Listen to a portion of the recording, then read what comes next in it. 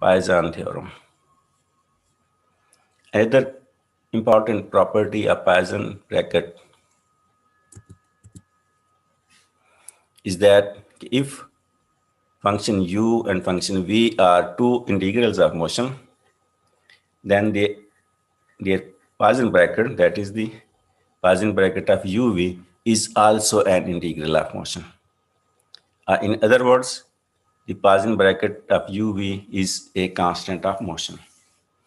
यानी अगर दो फंक्शन हमारे पास u, उसको हम कह रहे हैं कि वो इंटीग्रल ऑफ मोशन है, v इंटीग्रल ऑफ मोशन है, फिर उनकी जो Poisson ब्रैकेट बनेंगी uv, वो भी इंटीग्रल ऑफ मोशन होगी. और इंटीग्रल ऑफ मोशन का मतलब अभी हमने देखा कि अगर हम कहते हैं कि u integral of motion, it mean कि du बाई dt उसका टोटल टाइम डेरिवेटिव जीरो होगा. इस तरह से हम कहते हैं कि v is the integral of motion, then dv by dt is equal to zero.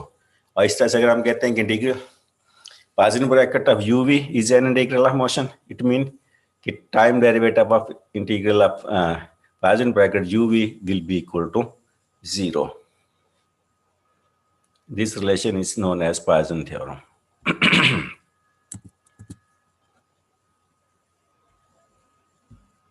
अब इसको हम प्रूव करेंगे.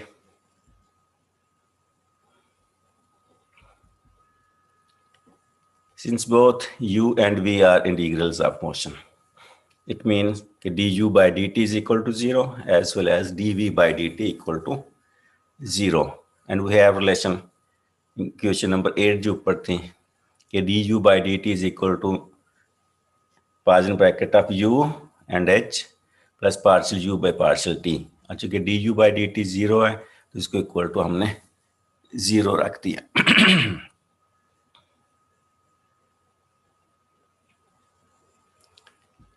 और इसका मतलब हुआ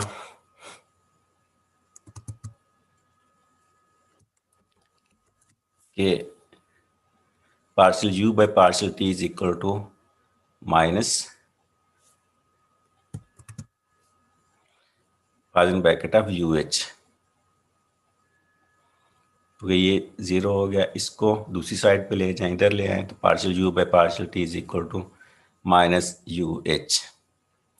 और इसको अगर हम इंटरचेंज कर दें, h को इधर ले आए, u इसकी जगह पे चला जाए, तो इसकी प्रॉपर्टी है Poisson ब्रैकेट की कि अगर हम उसको इंटरचेंज करते हैं फंक्शंस को तो माइनस का साइन आता है. यानी कम्यूटेटिव ला यहाँ होल्ड नहीं करता, ये एंटी कम्यूटेटिव है.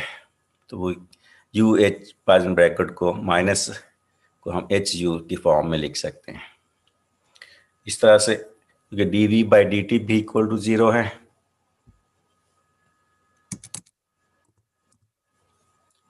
तो उसको भी हमने इक्वल टू 0 रखा,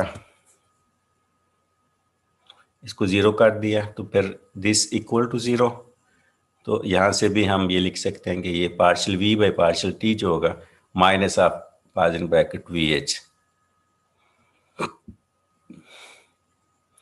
सिंस ये du by dt is equal to Poisson bracket of u plus partial u by partial t, तो इसमें क्योंकि अब हमने प्रूव करना है कि ये जो है uv भी इंटीग्रल ऑफ मोशन है, तो इसका टाइम डेरिवेटिव जो है वो भी इक्वल टू 0 आना चाहिए. तो उसके लिए हम फिर यहाँ पे u की जगह या Poisson ब्रैकेट पुट कर रहे हैं, यहाँ भी u की जगह Poisson ब्रैकेट ले रहे हैं और यहाँ भी u की जगह Poisson ब्रैकेट ही लिखेंगे. तो ये इक्वेशन 3 जो है हमारे पास ये बन गई कि time derivative of Poisson bracket uv is equal to Poisson bracket of uv with h plus partial by partial t of Poisson bracket uv.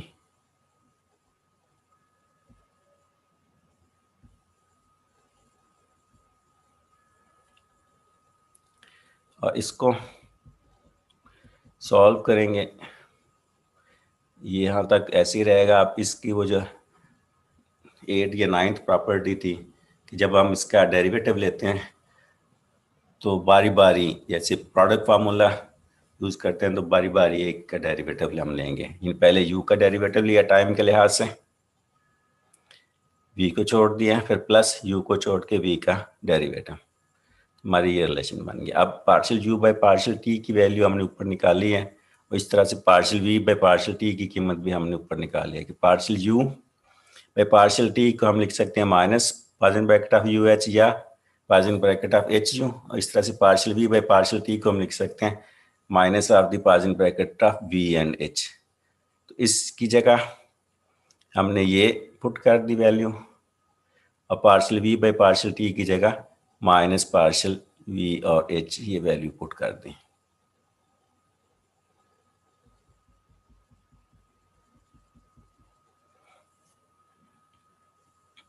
यानी ये फर्स्ट टर्म वैसी की वैसी रही, इसकी जगह ये वैल्यू आ गई, अब वी बाई टी की जगह ये वैल्यू आ गई। इसको फिर हम यूँ लिख सकते हैं यू वी एच प्लस, ये माइनस का साइन बाहर आ गया तो यू एच वी की पासिंग ब्रैकेट माइनस, यहाँ भी माइनस का साइन बाहर निकाल दिया, और हम जानते हैं कि U H is equal to minus H U. इस तरह से U V H passing bracket इसको हम लिख सकते हैं minus V H passing bracket U, यानी इंटरचेंज करेंगे, ये इधर आ गया ये उसकी जगह गया तो माइनस का साइन आएगा।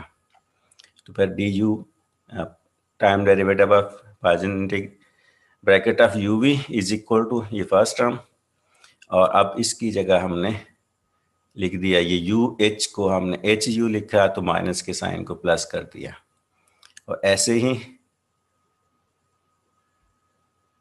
यहाँ ये प्लस का साइन,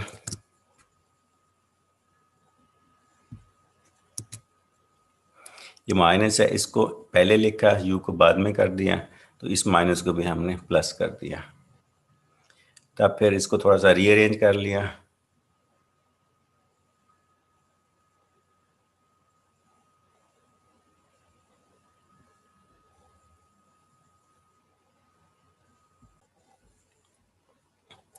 इनको रीअरेंज किया, ये वाली टर्म को दरम्यान में ले आए और इसको एंड पे कर दिया, तो ये अब एक तरतीब बन गई है यू वी एच। और इस तरह से अगर वी से हम स्टार्ट करें तो वी एच यू, अगर एच को पहले रखें तो एच यू वी, यानी साइक्लिक ऑर्डर जो है वो बनता है। और साइक्लिक ऑर्डर में जब हमारे पास यूँ डबल पासिंग ब्रैकेट होती है ऐड कर रहे हो तो ये जैकोबी आइडेंटिटी के मुताबिक 0 के इक्वल होगी। इस वजह से ये फिर time derivative of the passing bracket is equal to 0 आ जाता है, और इसका मतलब ये हुआ कि यू वी जो है वो कांस्टेंट ऑफ मोशन है, कांस्टेंट या कांस्टेंट ऑफ मोशन हम लिख सकते हैं इसको।